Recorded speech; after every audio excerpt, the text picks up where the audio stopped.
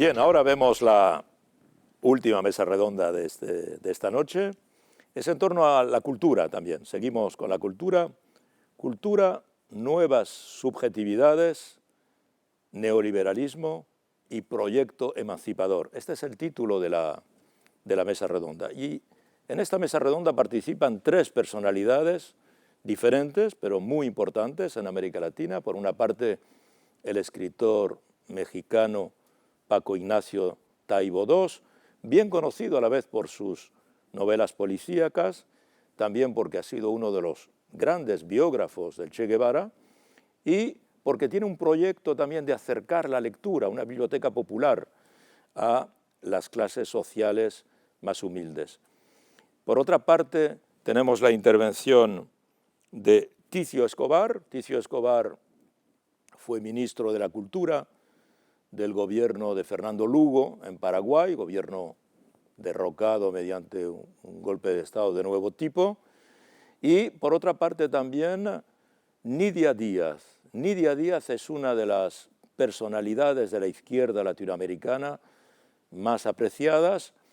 Fue guerrillera en la guerra del Salvador, entró en la guerrilla a la edad de 17 años, estuvo presa durante bastante tiempo, fue intercambiada, fue torturada, fue comandante del Frente Farabundo Martí de Liberación Nacional, participó en la firma de los acuerdos de paz del Salvador.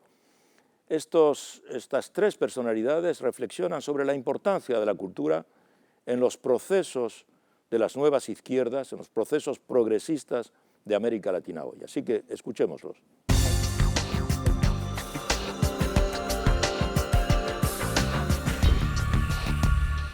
Bueno, el Foro por la Emancipación y la Igualdad es un foro requerido por todos los pueblos. Es de actualidad porque precisamente nuestros procesos de lucha en cada país persiguen la emancipación y el logro de la igualdad, y debatir las ideas, escuchar la experiencia de otros pueblos, de otros procesos, siempre es importantísimo para hacerlo mejor y seguir avanzando en nuestros países. Es importante porque no podemos hacerlo solo. Tenemos que estar unidos e integrados en América Latina, el Caribe, El Salvador, en el contexto de la región centroamericana, y vinculado a toda América Latina y el Caribe y el mundo. Nuestro proceso de lucha siempre estuvo con un impacto internacional. La comunidad internacional ha estado involucrada desde hace años y han contribuido a crear esa correlación de fuerza necesaria para los cambios. Durante las distintas etapas de lucha que hemos atravesado, siempre ha estado la comunidad internacional, no solo desde los estados, gobiernos, sino sobre todo de los pueblos. No fuera posible estar donde estamos si eso no se hubiera dado. Resulta francamente interesante el foro que se está realizando ahora aquí en Buenos Aires. Entre otras cosas porque se inscribe en una coyuntura apasionante. La tensión política en América Latina ha venido creciendo, el viraje hacia la izquierda se profundiza, la confrontación con el proyecto neoliberal se agudiza cada vez más, y en momentos como estos una reflexión que obligatoriamente lleva hacia construir una vocación unitaria era bien importante. Eso redimensiona el foro. El primer agradecimiento, compañeros, compañeras, es por poder haber compartido estas maravillosas jornadas y porque un gobierno asuma que hay que transitar hacia la emancipación y la igualdad, lo ponga en discusión, genere un foro, nos invite a todos. Eso es muy valioso, es muy importante, y por eso agradecemos y celebramos este tiempo que está viviendo América Latina. Hace 2 días intervino en la primera charla de este foro una compañera también oriental, de la República Oriental del Uruguay, la compañera Constanza Moreira. Y el día después, el principal diario de la derecha uruguaya, El País, el diario de la dictadura, el que ponía en tapa a los requeridos por la dictadura uruguaya sus fotos para después encarcelarlos, torturarlos y asesinarlos, tituló Constanza Moreira pide más izquierda en un foro Ultra K. Y decía que estaba rodeada, Constanza, de kirchneristas y chavistas. Nosotros queremos decir acá que sabemos muy bien de quiénes están rodeados ellos, de las oligarquías, de los que violaron los derechos humanos, de los que impusieron el terrorismo de Estado y mataron a nuestros compañeros. Y nosotros estamos rodeados de quienes tenemos que estar rodeados. ¿Con quién esperaban que estuviéramos? ¿Con los que están con los buitres o con los que están contra los buitres? ¿Con los que están por la soberanía de las Malvinas para Argentina y América Latina o por los que están en contra y para que siga avanzando la colonización? ¿Por los que quieren inclusión o por los que están contra la inclusión? Es claro que estamos con el abajo de nuestros pueblos que se expresa en estos gobiernos. No extrapolamos modelos, no copiamos, pero tampoco tenemos duda en decir lo que tenemos que decir. Y les molesta, compañeros y compañeras, y disculpen esta introducción netamente política, que capaz que a alguno le puede parecer un exceso, les molesta mucho que tengamos gobernantes que no tienen cintura, como dicen ellos. Yo digo que tienen bastante cintura política nuestros gobernantes, pero lo que no tienen es esa cintura de la que hablaba un dirigente del Partido Socialista Uruguayo, Reinaldo Gargano, que decía, algunos tienen tanta cintura que se retuercen como serpientes, y benefician siempre a los mismos, porque no se equivocan jamás en defender los intereses de los poderosos. Nosotros tampoco nos queremos equivocar, por eso estamos hoy acá, no solamente para pensar, sino para decir con contundencia que apoyamos estos procesos de cambio, que vamos a combatir donde tengamos que combatir para que estos procesos sigan adelante, que Venezuela somos todos nosotros hoy y que vamos a defender al gobierno democrático de Venezuela y que vamos a trabajar por la profundización de los cambios populares en América Latina para que no vuelvan más a hambriar a nuestros pueblos y a condenarlos a la miseria. Hoy, compañeros, vamos a tener una primera mesa referida a la cuestión de la cultura, las nuevas subjetividades y este proyecto emancipador que estamos tratando de construir en el marco de la reversión de los procesos neoliberales que se vivieron en América Latina desde hace ya mucho tiempo, impuestos a sangre y fuego, como sabemos bien y como algunos compañeros saben bien acá porque lo vivieron en carne propia. La cultura es el reino de la diversidad. No se resuelve la libertad de las personas solamente con igualdad de derechos y oportunidades. La igualdad de derechos y oportunidades es muy importante, pero para construir una igualdad sustantiva tenemos que permitir que las distintas expresiones de lo humano florezcan. Tenemos que permitir que nuestra gente sea libre en la diferencia. Y para eso la construcción cultural es algo fundamental. Venimos de una hegemonía neoliberal que todavía perdura en los aspectos culturales en nuestras sociedades. Hemos ganado gobiernos, pero todavía no hemos ganado la batalla cultural. Esa hegemonía neoliberal nos plantea que no hay ciudadanos sino consumidores, que hay que privatizar lo público, que el poder financiero y el mercado debe gobernarnos y debe pautar nuestras libertades, y que hay que construir una sociedad de los más aptos, lo que los teóricos de Margaret Thatcher, de Ronald Reagan, decían la sociedad de los 2 tercios. 2 tercios adentro y 1 tercio afuera.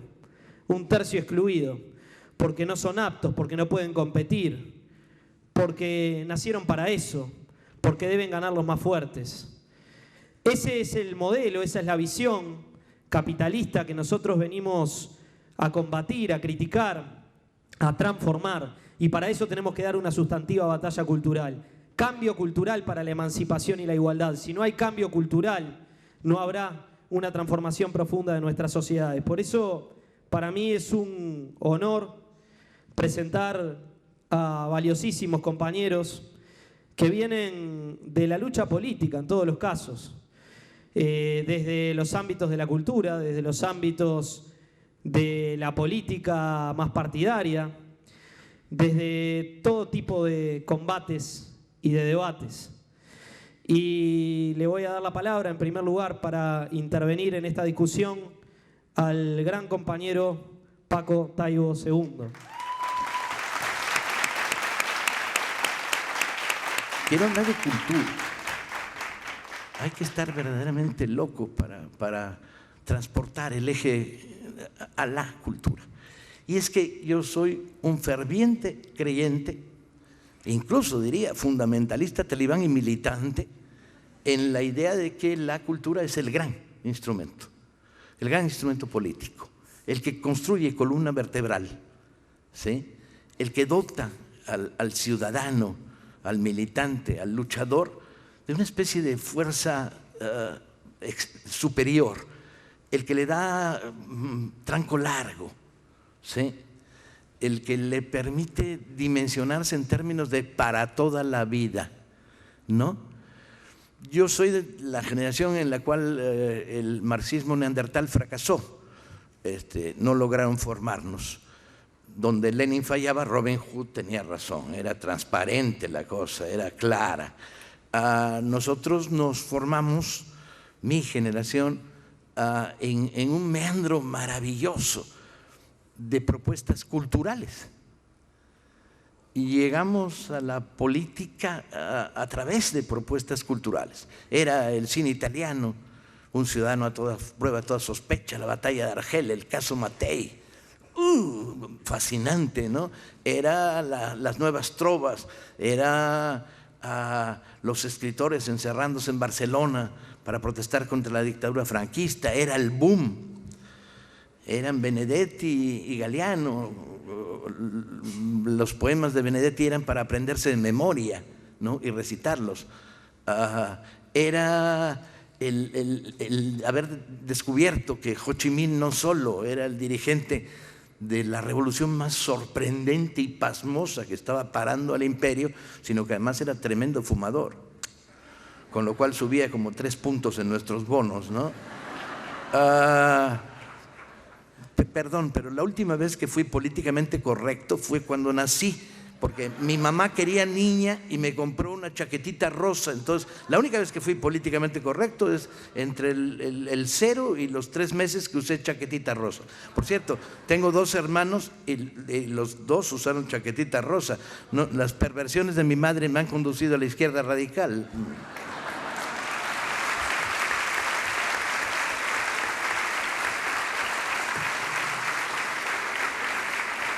Y bien, entonces, la cultura, ese era el material formativo.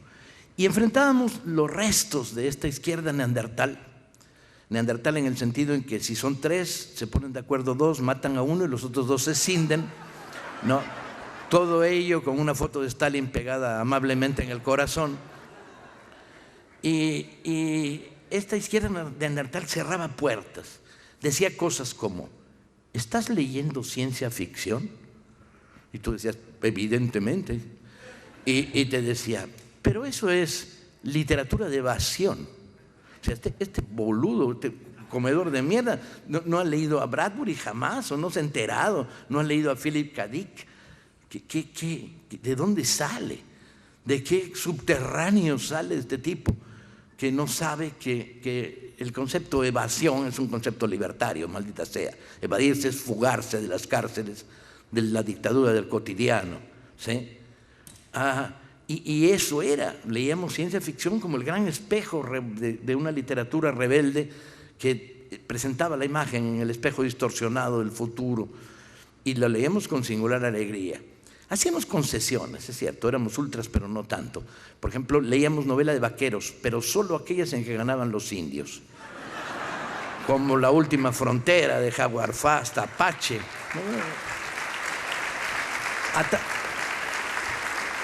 A tanto no llegábamos, no debilitábamos nuestra consistencia ideológica.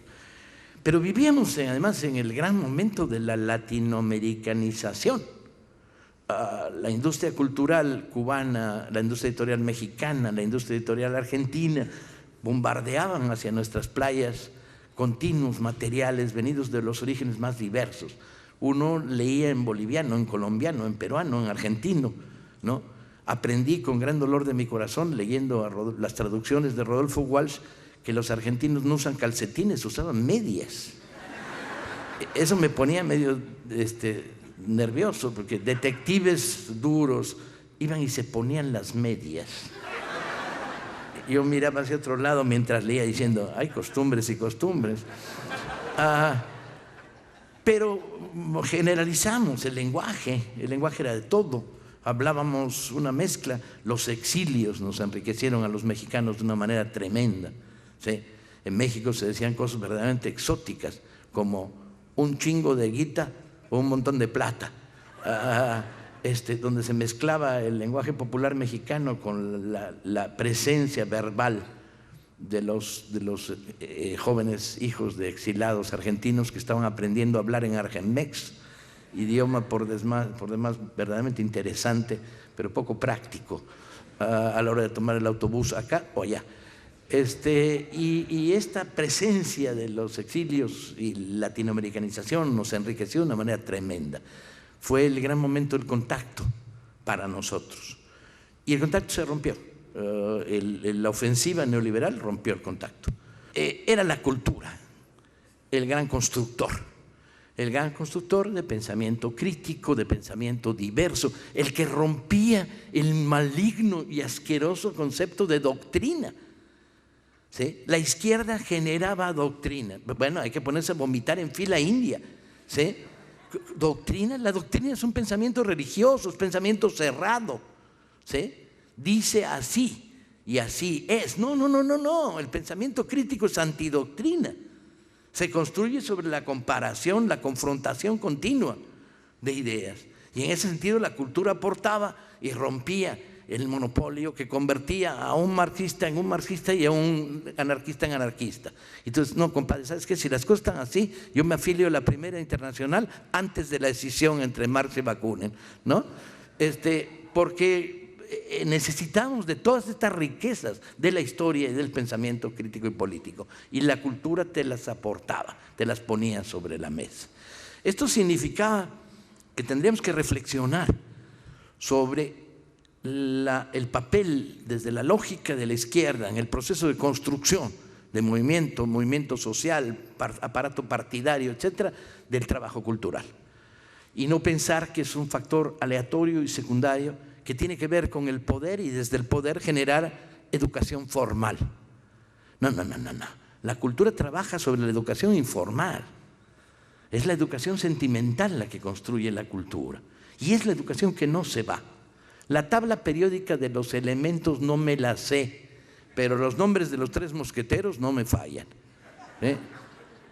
Y no me fallan porque la lectura que hice de los 3 mosqueteros era una lectura de izquierda, evidentemente. Era, que estaban cuidando a una reina que era un poco puta, la moral y esa parte es una parte, pero el enemigo era un cardenal de ultraderecha, cual debe de ser. Imagínense el clero oscuro y tenebroso ahí colocado, maravilloso. Y en la siguiente novela el enemigo era otro cardenal también de ultraderecha, ahí no fallaba. Y el uno para todos y todos para uno. Y la idea del honor. Hay palabras que la izquierda perdió que son nuestras por derecho de sangre, coño. ¿Sí? Honor. Somos honorables, cuidamos a las viejitas al cruzar la calle, besamos a los niños y no con intenciones electorales, sino porque nos gustan. Estamos con los pobres porque son nuestros. ¿Qué tenemos que hacer? Multiplicar el trabajo político-cultural por todos lados, luchar contra las barreras. Que nos lleguen los libros de los uruguayos, las obras de teatro de aquel argentino, las películas, que circule el material latinoamericano con absoluta potencia, libertad y habilidad. Utilicemos la fuerza de las redes, la fuerza del no controlable espacio internético que nos pertenece a la izquierda por derecho de admisión y de adquisición. ¿Sí? El Estado no puede con ellas, el Estado es incapaz de asumirlas. Y traigamos, circulemos, movamos el material, ¿sí? Y convirtámoslo en material sustantivo. En particular quería referirme a una cosa y con esto termino. En mi país, la historia de la independencia se enseña en términos mexicanos. Y repasamos a Hidalgo, a Morelos, a Mina, la consecución, Guerrero, en fin. No aparece Bolívar. No está Artigas, carajo. ¿Cómo podemos pensar la independencia de América Latina sin Artigas? Tenemos que reconstruir la manera como se enseña historia en nuestros países. Tenemos que latinoamericanizar. En las universidades argentinas debe haber un buen curso de historia de la Revolución Mexicana para que ustedes aprendan a adorar a Pancho Villa, que tenía unos huevos de este tamaño.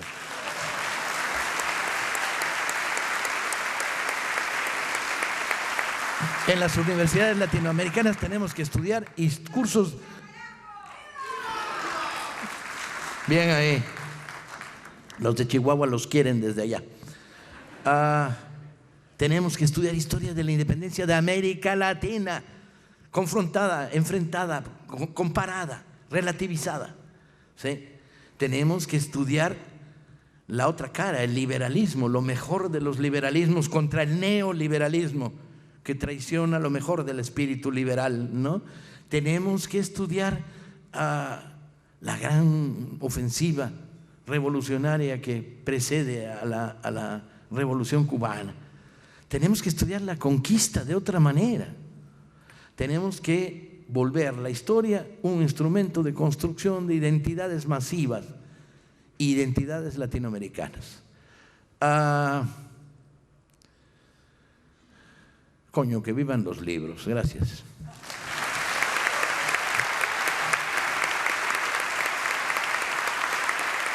Yo creo que en muchos momentos los sectores intelectuales han estado en deuda y siguen estando en gran parte con los hechos por su imposibilidad de ir adelantando determinadas cuestiones que puedan ser orientadoras ante la avalancha de sucesos y de acontecimientos que se precipitan sobre la vida cotidiana y sobre los proyectos de los pueblos. Pero también es cierto que en el último tiempo el pensamiento ha sido en gran parte, el pensamiento contemporáneo, incluso europeo y americano, si bien no siempre ha sido enunciado desde un lugar explícitamente de izquierda, sí ha sido como apropiado o reinventado, ha hecho una versión correcta, como en el sentido que Paco usaba, y todo el tema de la crítica de los fundamentos de grandes conceptos, la crítica a entender de que determinadas nociones tienen un anclaje metafísico y un fundamento que las coloca desde antes de la historia misma y que en cierto sentido los cierra o los clausura en su significación, ha hecho que muchos de estos conceptos fueran dados de baja al fin de la modernidad y recuperados luego como conceptos contingentes, como construcciones históricas, como procesos colectivos, como procesos azarosos, inciertos si se quiere, pero mucho más flexibles como para no solamente adelantarse a la primerear, como era el verbo hermoso que aprendimos ayer, a las circunstancias, sino también poder explicarlas, comprenderlas y analizarlas después en un proceso que será siempre continuo y que con esta crítica de los fundamentos así estables de las sustancias puede ser renovado y abierto continuamente. Hablar de un concepto como de emancipación, comencemos nombrando para volver después a él, como no un concepto cierto, garantizado de antemano, anterior a su propia historia, sino como un constructo histórico, supone la acción fuerte de actores, de alguien que trabaje para instalarlo, para conseguirlo, para ganarlo. Y en ese tema la cuestión de las subjetividades aparece fundamental, cómo se articulan o cómo se constituyen sujetos históricos capaces, tradicionales o nuevos, capaces como de hacer avanzar ese límite que supone la imposibilidad o la dificultad de acceder a estas conquistas históricas. Hay un tema cultural que evidentemente se enunció ya, el tema de la constitución de las subjetividades, es decir, la creación de sujetos que se inscriben en un nosotros, que se consideran pertenecientes a un nosotros, pueden ser varios niveles de nosotros, y se encuentran opuestos a otros, que es un problema político por excelencia, es un problema cultural. ¿Por qué? Porque la identificación supone como la adhesión a una causa, la conciencia de un sentido de pertenencia, el deseo de estar inscripto en un grupo, un sector determinado, la convicción de que uno pertenece a este sujeto ampliado, y esos son procesos fundamentalmente culturales, los identificatorios. El concepto de identidad, que se usó mucho durante sobre todo mediados del siglo XX, desde comienzos ya, y luego se quedó abandonado, también resurge en este concepto, ¿verdad? El llamado giro identitario hace pensar que las identidades no son herencias sustanciales que caen del cielo, construcciones anteriores a la historia o a la constitución del propio sujeto, sino que tienen que ser ganadas, en gran parte. Por supuesto que hay un límite de objetividad, por supuesto que hay identidades que tienen núcleos mucho más duros y más firmes, como son las identidades indígenas, por ejemplo, pero en general existen incluso entre los indígenas muchas construcciones subjetivas que tienen que ver con posiciones distintas en relación a unos y otros y al lugar que ocupen en la escena política. Desde la izquierda, y en primer paso, con relación a la identidad, ya el tema de visibilizar identidades omitidas por un modelo excluyente resulta fundamental, resulta un primer paso fundamental. Cómo reconocemos sujetos, actores que generalmente están desapercibidos y que por un modelo neoliberal justamente que elige o selecciona cuáles son los actores que mueven el tablero político, social, productivo, económico, cultural, etc. La multitud recusa el Estado. El neoliberalismo también sabemos que tiene una virulenta retórica antiestatal. En un momento determinado, ciertas izquierdas latinoamericanas, sobre todo las postdictatoriales en lo inmediato, desconfiaban muchísimo del poder estatal y de la posibilidad de construir contrahegemonía desde dentro del Estado o a través del Estado. Y la irrupción, no sé si se llama irrupción, pero la constitución o el acceso al poder, llamamos acceso al poder, siempre supone procesos colectivos complejos, no es nada que ocurra de la nada, ni caiga tampoco al cielo, de los gobiernos de izquierda de la región que han necesitado fortalecer el Estado ante la expansión avasallante del neoliberalismo, ha abierto no solamente posibilidades, sino que ha hecho ver también al Estado como un agente activo de emancipación y un agente absolutamente imprescindible, ¿verdad? ¿Y por qué? Porque el Estado fundamentalmente no solamente puede garantizar los derechos sociales, puede garantizar determinados tipos de desarrollo, puede hacer políticas públicas determinadas, sino porque ese modelo de lo público que se traduce en políticas se opone frontal y radicalmente al modelo de estrategias exclusivamente rentables del modelo neoliberal. Y eso es un problema, es decir, el problema de la oposición es entre lo público que aspira a los derechos sociales, a los intereses de la mayoría, no en los intereses populares, en el sentido adjetivo que usamos ese término, realmente está en profunda confrontación y adversidad con un modelo que apuesta exclusivamente a criterios de rentabilidad, de costo-beneficio, de enriquecimiento, de políticas de crecimiento financiero, etc. Y acá se da un papel fundamental del Estado como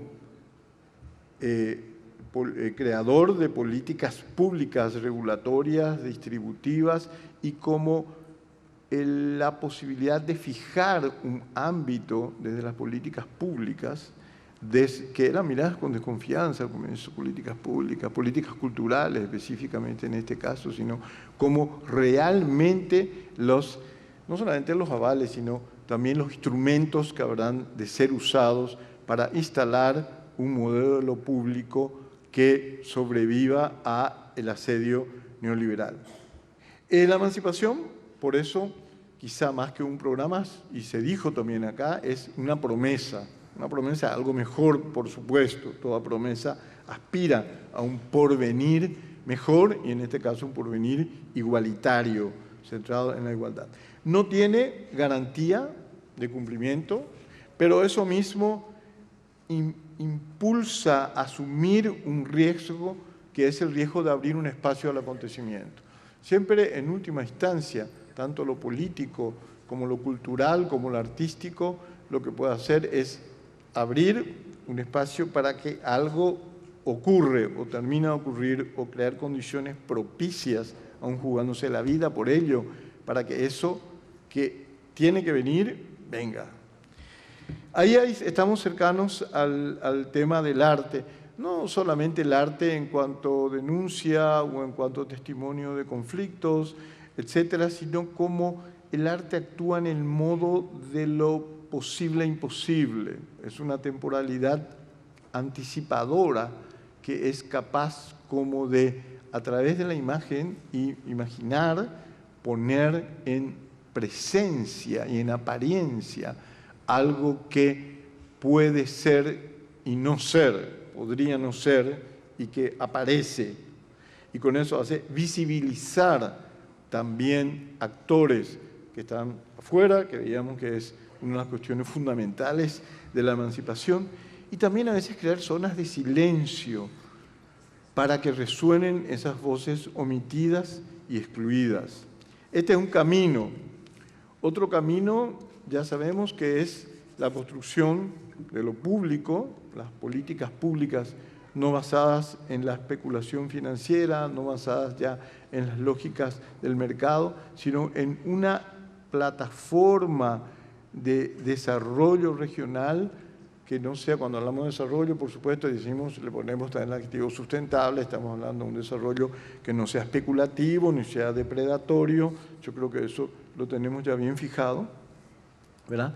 Y que traduzca esa posibilidad de que lo público se constituya en un horizonte fundamental.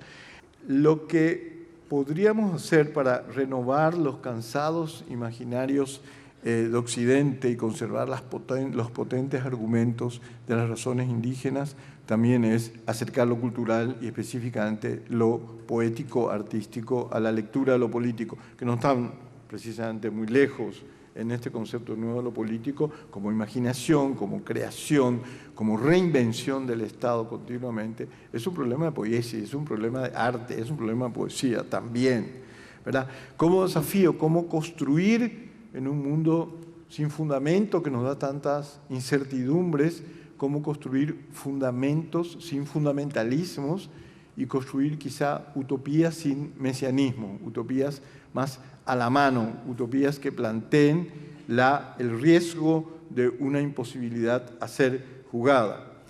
Y esta dimensión compromete los caminos de la emancipación, que por cierto tienen que ver apostar a un compromiso político y a una posición ética, ¿verdad?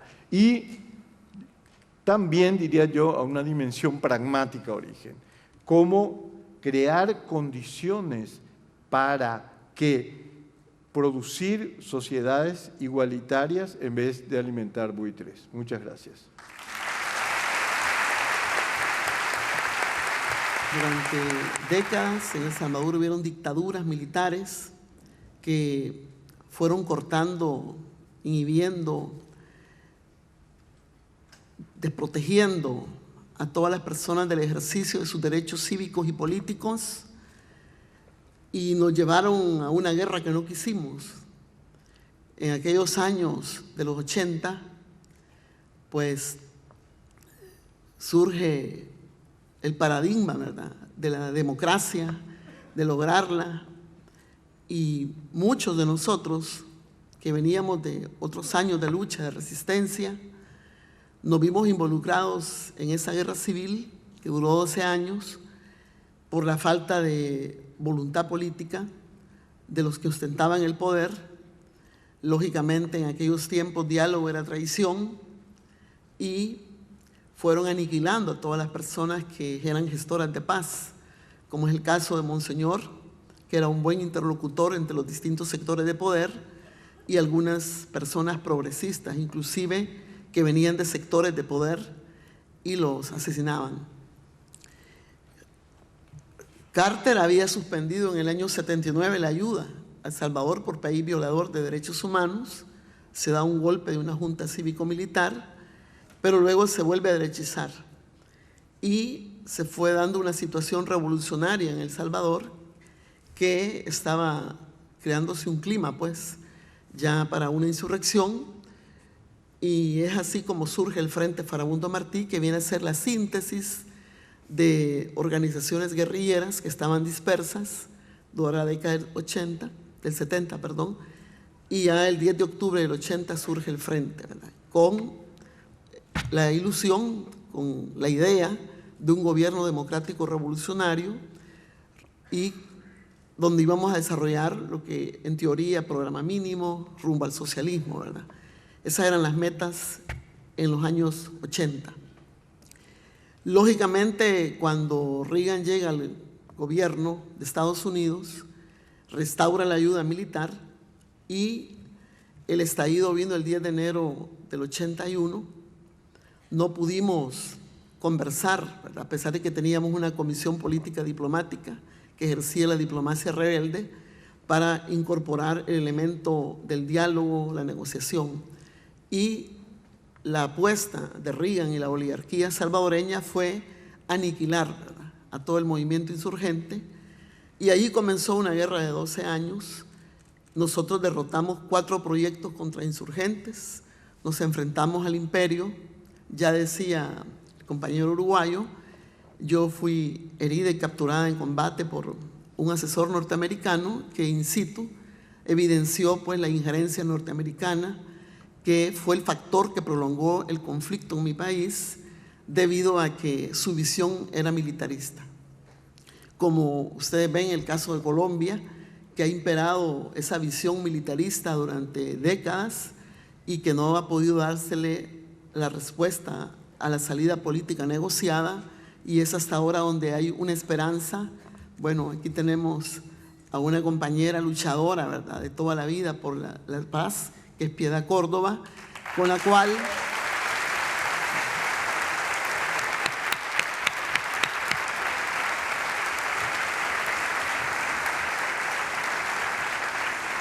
cual compartimos espacios como Mujeres por la Paz en el mundo, y que hemos ayudado a los procesos de liberación, y también vigilamos, pues, por la situación que atraviesan miles de presos políticos que son considerados en Colombia como los por causas del conflicto, ¿verdad? No tienen esa categoría. Pero sí, la misma vivencia, la misma participación, y que Colombia misma fue un factor que contribuyó a la humanización, si así se le puede llamar, de un conflicto, y a la solución. Nosotros estamos como comprometidos también para que esa paz llegue lo más pronto posible a Colombia. No puede haber una paz en la región de América Latina, el Caribe, mientras exista un conflicto y una guerra de esa magnitud como la que todavía se da en Colombia. Creo que los pueblos tienen derecho a vivir en paz.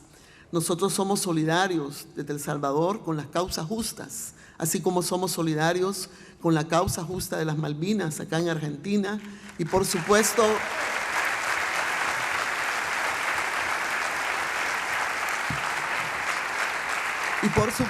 también contra los fondos buitres, ¿verdad? Nosotros logramos en el 2009 desplazar la oligarquía y por primera vez la izquierda asume el gobierno del FMLN, por primera vez un gobierno del FMLN con un programa de gobierno que se llamó Viene el cambio, nace la esperanza, ¿verdad? Eso era importantísimo, porque a partir de ese momento, con el gobierno de Funes, nosotros empezamos a incluir socialmente a la gente, empezamos a construir un estado de bienestar y a sentar las bases de la reactivación económica. Por primera vez se pidió perdón al pueblo salvadoreño en el 2009 de todos los abusos de poder que se cometieron por la dictadura y por el Estado salvadoreño. Porque si bien es cierto,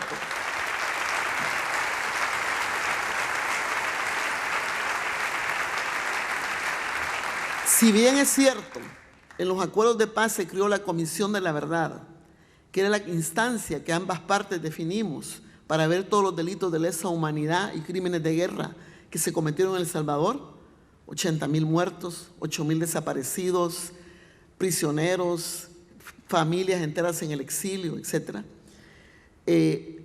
La Comisión de la Verdad, en base a testimonios, tenía que plantear, ¿verdad?, el seguimiento, tenía que plantear la justicia y el esclarecimiento de toda la verdad, por supuesto.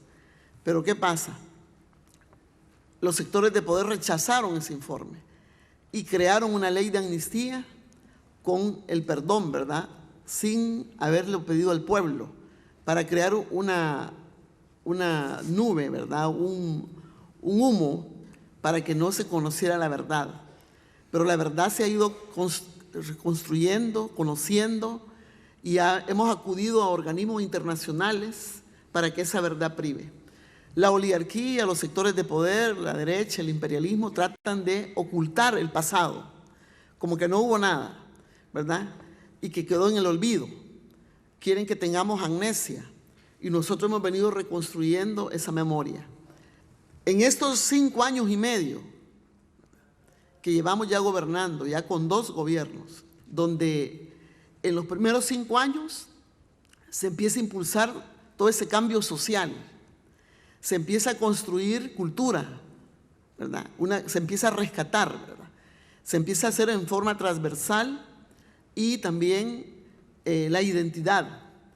En esos 5 años es cuando la gente empieza a ver cambios importantes en cuanto a la inclusión. Nadie va a quedar marginado, todos vamos a ser parte de los beneficios, se empiezan a tomar medidas de redistribución y es así como el año pasado, el 2014, el pueblo ve en el proyecto FMLN una alternativa y lo refrenda, ¿verdad?, vuelve a votar. Después de 2 vueltas muy difíciles, porque en la primera vuelta estuvimos por 25,000 votos que no ganamos, ¿verdad?, y nos fuimos a una segunda donde la oligarquía metió todo para quitar la posibilidad de continuar gobernando. Fue muy difícil, por 6,000 votos ganamos, porque ya en la segunda vuelta, creo, no sé si aquí hay segunda vuelta, por 1 voto se puede ganar, ¿verdad? Y tuvimos 6,000 votos más. Fue muy difícil, querían desconocer los resultados, decían que habíamos hecho fraude, pero la comunidad internacional reconoció como un proceso transparente, como un proceso que fue totalmente limpio y pudimos así estar ya en el segundo momento del gobierno. Ahora con un compañero que viene de la Comandancia General, firmante de los acuerdos de paz y que está proyectando todo un proyecto de un nuevo El Salvador hacia un buen vivir. De esto llevamos 6 meses en esa ruta construyendo.